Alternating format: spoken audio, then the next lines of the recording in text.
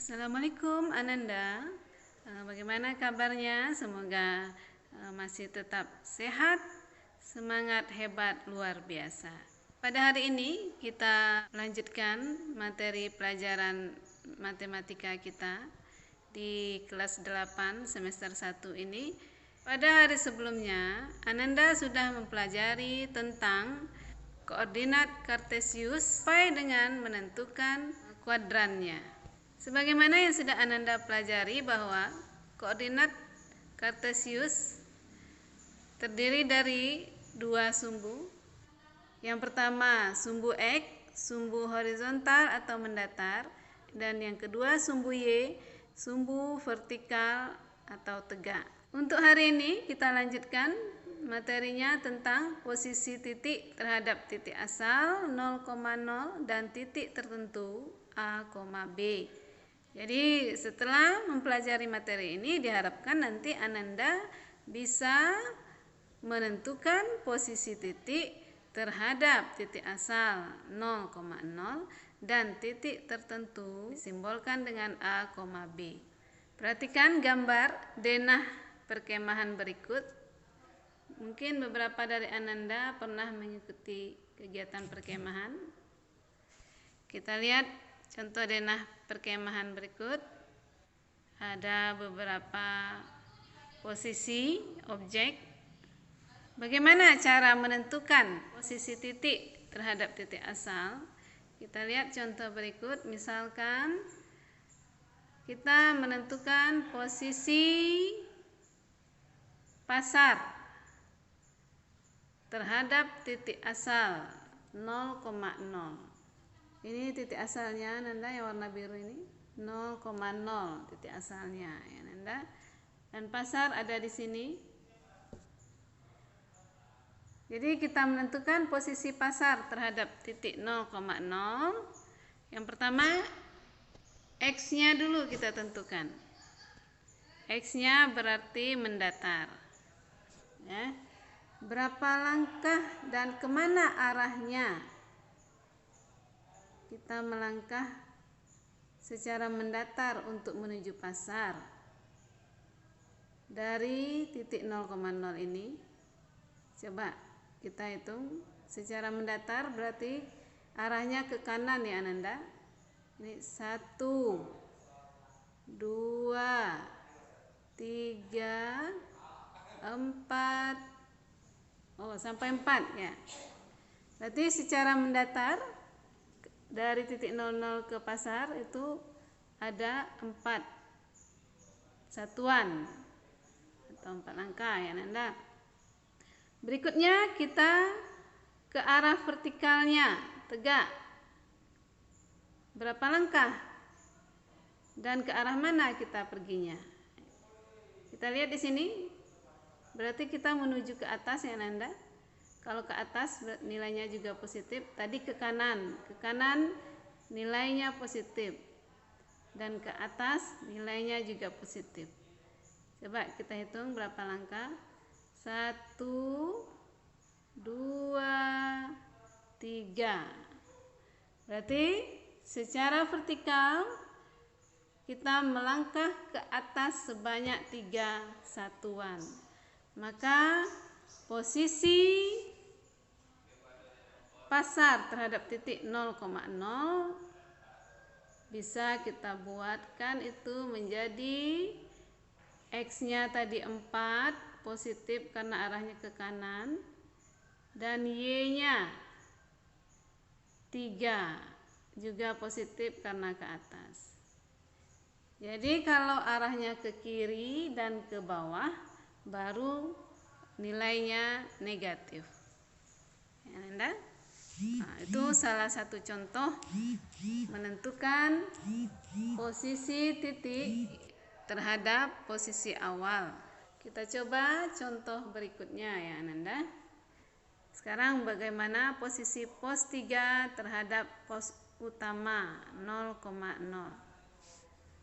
Coba kita tentukan berapa satuan secara mendatarnya dan kemana arahnya, berapa satuan secara vertikalnya dan kemana arahnya. 3 satuan secara mendatar dan arahnya ke kanan. Kalau ke kanan berarti positif.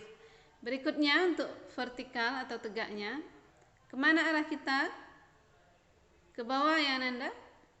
Ke bawah berapa langkah, berapa satuan? Coba dihitung. 1, 2, 3 juga. 3 satuan juga. Tapi karena arahnya ke bawah, maka nilainya negatif.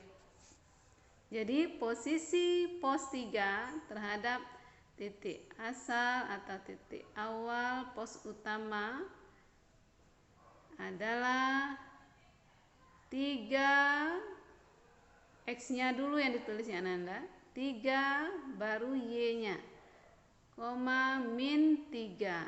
Min tadi karena arahnya ke bawah dan bergeraknya 3 langkah atau 3 satuan tadi ya.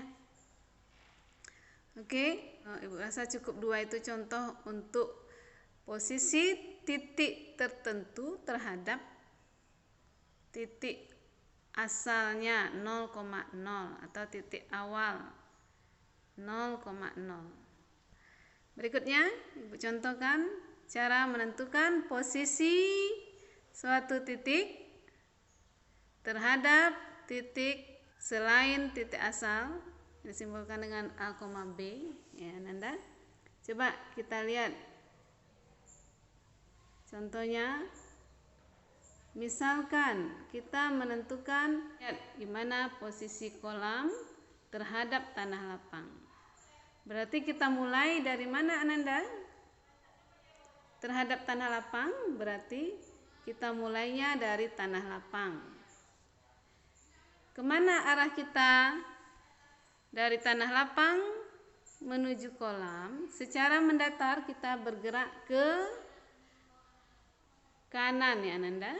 Kita bergerak ke kanan. Berapa langkah? Coba kita hitung. 1.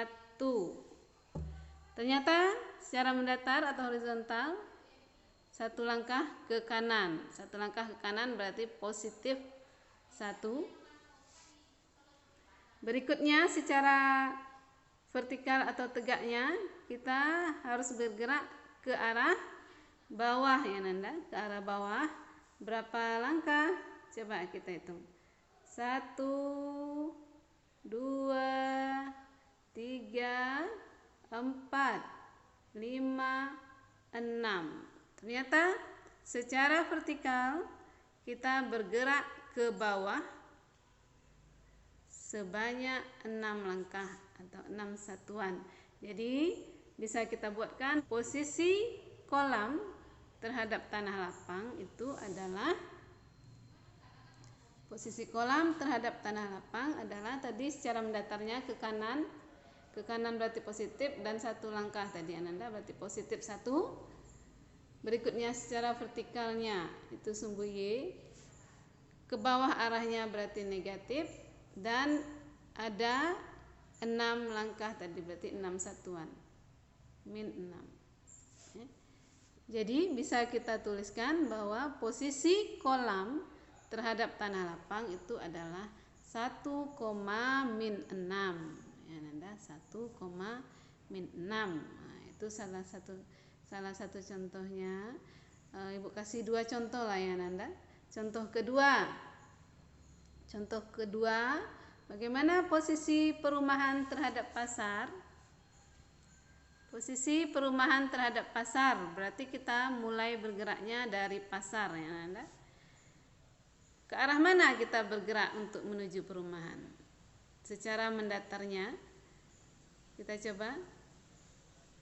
Ini berarti arahnya ke kanan ya Nanda. Berapa langkah? 1, 2. 2 langkah secara mendatar ke kanan berarti positif. Kemudian secara vertikal atau tegaknya sepertinya kita ke atas ini ya Nanda. Berapa langkah? Kita hitung lagi 1, 2. 2 langkah. Ke kanan dan ke atas sama-sama positif.